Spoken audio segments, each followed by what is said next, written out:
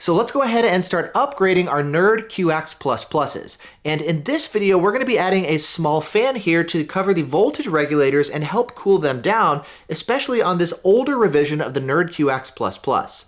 Now, if you haven't done so yet, definitely check out my previous video going over the different variants of the NerdQAxe line, especially taking a look at the different revisions of the NerdQAxe++. And in this video, we're going to be optimizing the older version, I believe the revision 5 of the NerdQAxe++. With this design, the voltage regulators do run hotter, which is part of the reason of why there's some heat sinks here.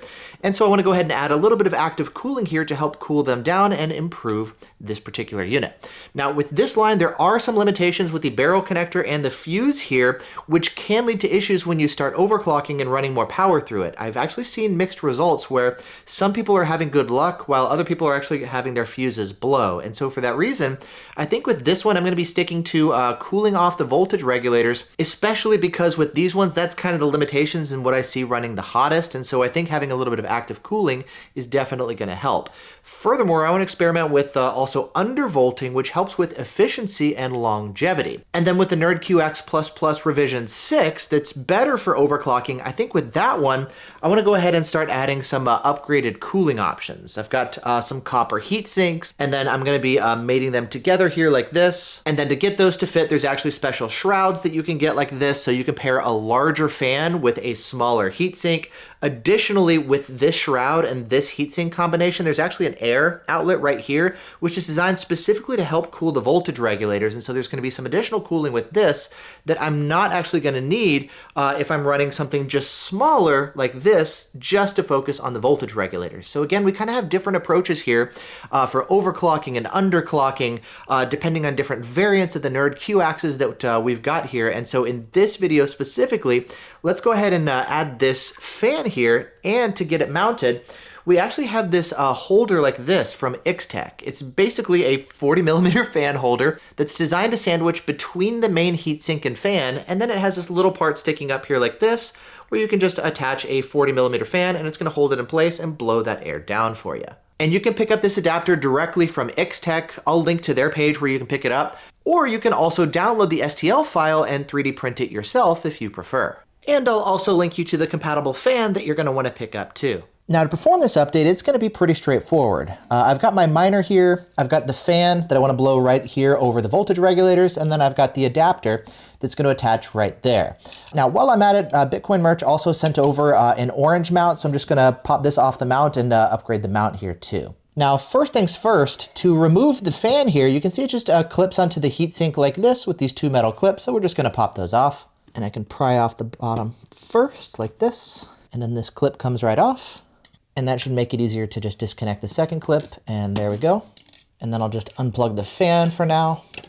Then to upgrade the mount, if you take a look, there are 6 different screw holes here for the PCB. So I'm just gonna slide off the display and unscrew it from the mount. Then we can remove our miner here, and we can pop it on here now to the new mount here like this, and then get everything screwed back in place.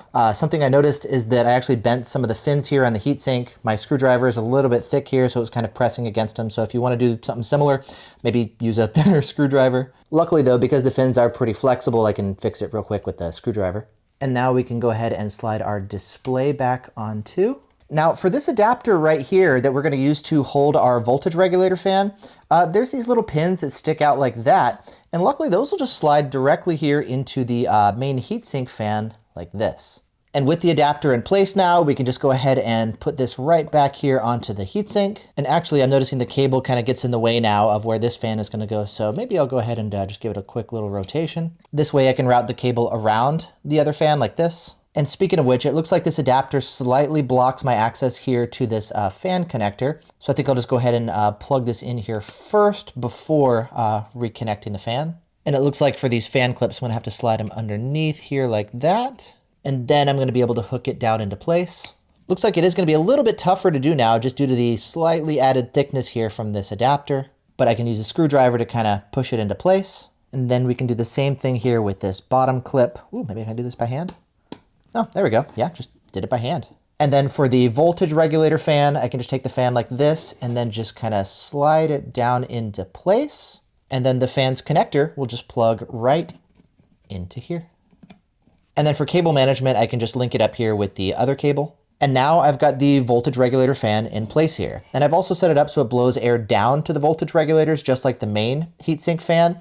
And then as far as selection here for the fan, I probably should have mentioned it earlier, but I'm using a 40 millimeter Noctua, specifically a 12 volt version, of course. You can opt for a 10 millimeter thick or a 20 millimeter thick.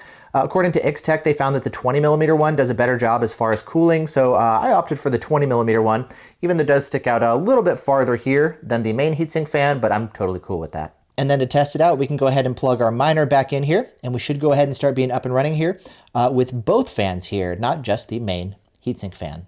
And as it starts getting back up to speed here, we'll go ahead and take a closer look now to see the improvements here in terms of cooling with this added fan, and to see how much of a difference it makes in terms of additional volume as well. And testing it out here, I'm pleasantly surprised to see how effective this little fan is. It helps to keep the voltage regulators cooler, which is to be expected, but it turns out it also lets the fan spin slower and stay quieter as a result, similar to what I experienced with the newer revision 6 version of the NerdQAxe++, which has the voltage regulators that natively run cooler. And I did my testing both with the fan set to automatic, aiming for a maximum of 60 degrees Celsius, as well as testing with the fan set to 100% for maximum cooling capabilities. And taking a look at the temperatures now in various combinations, we've got the ASIC in blue and the voltage regulator in red.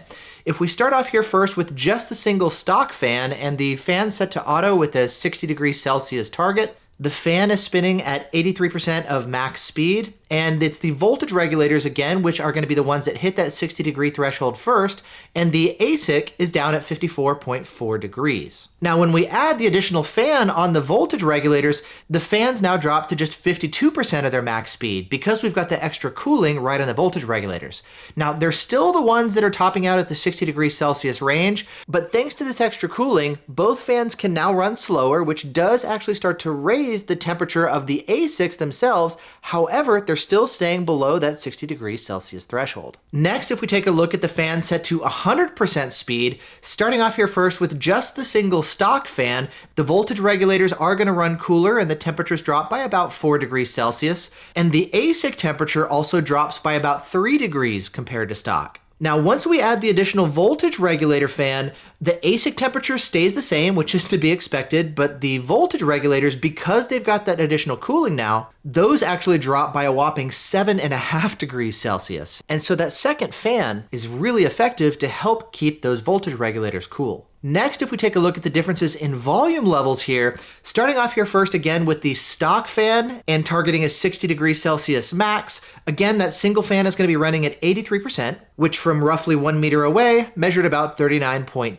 dBA. And I find that in practice at that volume level, the fan is very noticeable and hard to tune out. Now, my favorite part though is once I add that voltage regulator fan, the overall fan speed can drop down to just 52% of max speed instead of 83. And that also drops the volume level down to 37.8 dBA. In practice, it kind of bounces between 35.8 and 37.8, but 37.8 mostly. Either way, at this volume level, I find that in practice, it sounds like a very quiet background whir. I barely notice it. It's not totally silent, but just about, to the point where I would be comfortable running something like this here in my office. Next, if we crank the fan up to 100% for maximum cooling, the volume level is going to go up to 41.8 dBA.